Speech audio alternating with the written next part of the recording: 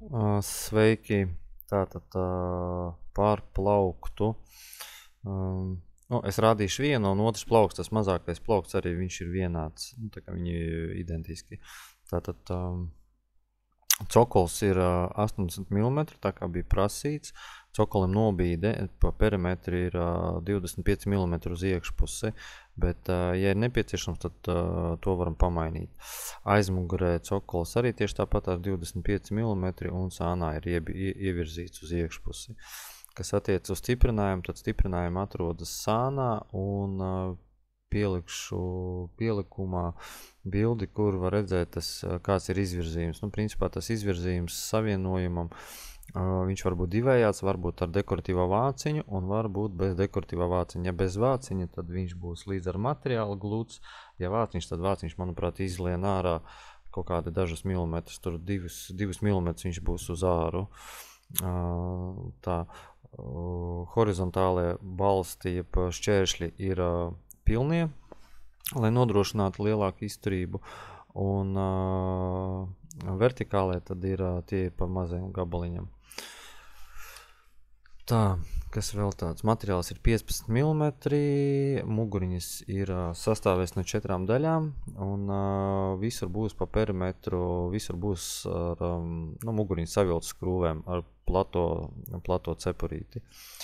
Tā, kas vēl mums tāds, pa lielam, jā, tā viņš arī izskatās. Tātad ir aizmugurē, ne, bet pašā apakšā cokolu daļā ir papildus balsti, kas noturēs vidus kolonas tā kā stingrākas. Un laikam tas būs arī viss, īs ieskats, no kā tas viss sastāv. Tātad, ja mēs paskatāmies, jā, kur visu stiprinājumi pa 2, tie ir kabineo stiprinājumi, viņi ļoti izturīgi būs. Tā, jā, izskatās, ka visi, ja ir kaut kādi jautājumi, tad droši jautājiet, ja ir nepieciešams kaut kādi labojumi, tad arī sakat. Jā, un muguriņas, kas attiec uz muguriņu daļu, tā ir iegremdēta iekšā. Tātad faktiski tā darba zona iekšpusē, viņa, tūlīt pateikšu, tā tūlīt precīzāk kaut kā izmērīšu.